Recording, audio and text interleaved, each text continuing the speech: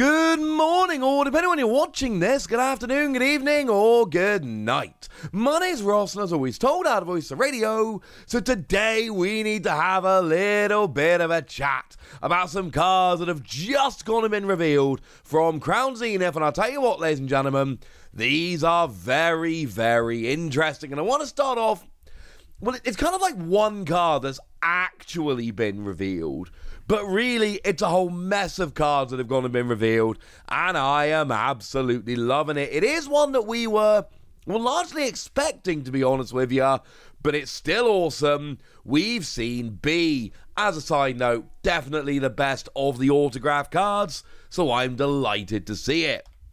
But it is one of the autograph cards, and this is honestly a pretty big deal, because Japan have had, I want to say 7 of the autograph cards.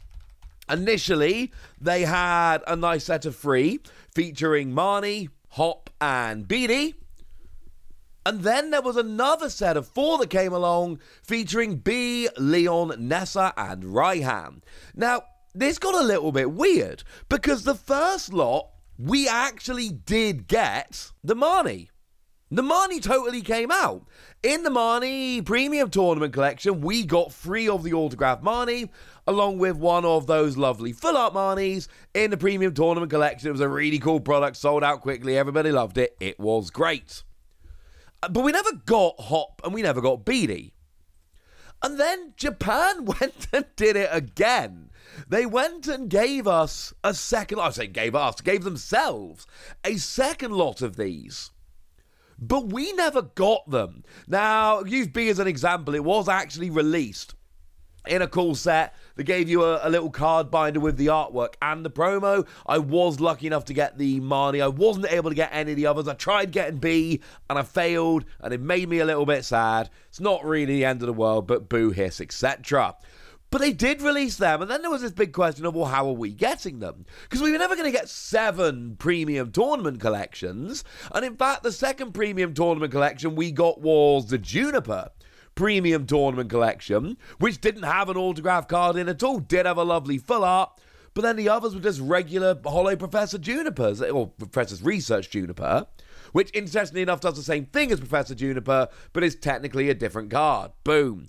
Point is, we never got the rest of them. And we thought they were going to be coming in this set.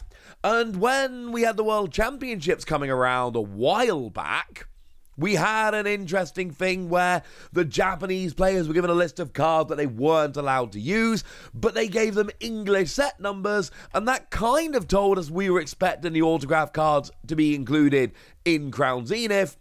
But it is absolutely lovely that they are now being included in Crown Zenith, because I want these cards. I wasn't able to get all the Japanese cards. And you've heard me tell you a billion times how I don't think they look as good with the yellow border. And I don't think they look as good with the yellow border. Right now on the screen, you can see the lovely yellow border of ours and the lovely Japanese silver border. And I think we can all agree, and I know we can't actually, because some people do prefer the yellow, but the silver border just looks better. But it doesn't matter. Because maybe you've got that card, maybe you haven't. Maybe you're able to get that card, maybe you're not. It doesn't matter. They're now available in English. And here's the thing. In previous years, these are exactly the kind of weird promos that would never find their way outside of Japan. And we can look back over the last several years and see that actually there are a bunch of cards, promo and otherwise, that never made their way outside of Japan. Is anyone aware that Clay had a full art card? I am. Love that card. Incidentally enough, the lovely Antoine Boulet did hook me up with a Japanese version of this card, but that never got an English release, and there are a bunch of cards that never got an English release. So you had better believe that I am delighted that these cards are getting an English release, even if they do have the horrible yellow borders. But that is not the only card that has gone and been revealed this afternoon, ladies and gentlemen. I think the next most exciting one, the one I really want to talk about today, is Radiant Eternatus. Because you see, V-Star Universe, it's a great set. This is the Japanese equivalent of Crown Zenith. And it's a great set for many reasons, but one of the really cool things about it is you are guaranteed a Radiant Pokemon in every box. Here's the thing, though. There are a couple, like Greninja, that are just straight reprints, which is not fun.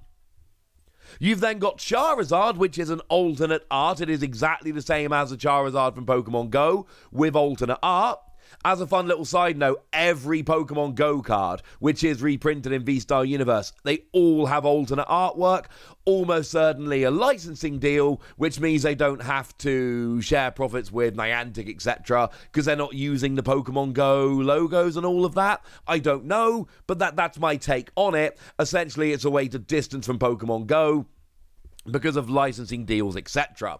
Because even though Pokemon own the brand, Niantic own the game, and it all gets... I don't know exactly how it shapes up, and if I'm honest, I've not seen the contracts, but it gets a bit awkward. Point is, Charizard has alternate art. But then there are a couple that are just new.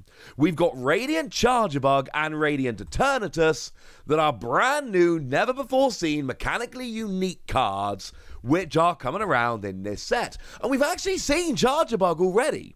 Charjabug has already been revealed from Crown Zenith, and it's kind of lovely. But we're not worried about Radiant Charjabug today, we're worried about Radiant Eternatus, and for what it's worth, I think that Radiant Eternatus could be, like, absolutely, genuinely, ridiculously full-on broken. Because you see, it's got a rather redonkulous ability, Climactic Gate. The attack is pretty terrible. Actually, not that terrible, to be fair. 200 damage, whack a choice belt on, 230, that'll get Pokemon V. It's actually fine if you can get the energy on, but we're not worried about that today. We're worried about the ability Climactic Gate. When you play this Pokemon from your hand onto your bench during your turn, you may search your deck for up to 2 Pokemon V Max and put them onto your bench. If you use this ability, your turn ends. And okay, fine, it does end your turn, admittedly, but it gets 2 Pokemon V Max out straight off the bat. And I mean, turn 1 going first, this is absolutely ridiculous. Because remember, the rule is turn 1 going first, you're not allowed to attack anyway. So you're almost certainly going to end your turn with a pass unless you've got something extra to do. Like, for instance, using this. And this is awesome, ladies and gentlemen. This is absolutely, awesomely, brilliantly, spectacularly wonderful. People are going to break the game with this card. I feel pretty gosh darn confident about that. Turn 1, use a quick ball, go and search for Radiant Eternatus, and you got 2 V Max out turn 1. And sure, your turn ends, so you can't use them till turn 2. But you can do weird things here, like play a V Max. And you can't start with a VMAX because it's not a basic Pokemon.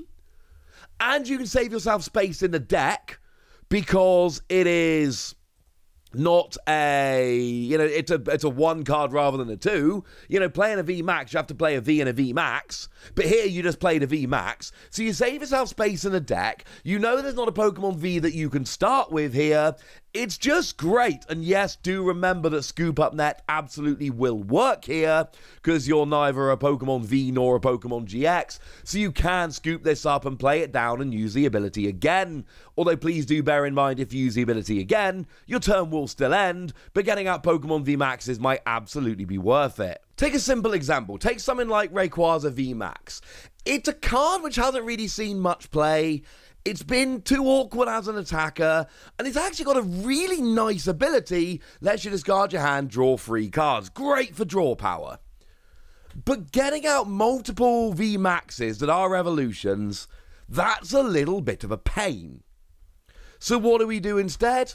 We play 2 Rayquaza V Max in our deck and no Rayquaza Vs. We cannot start with these, which is lovely.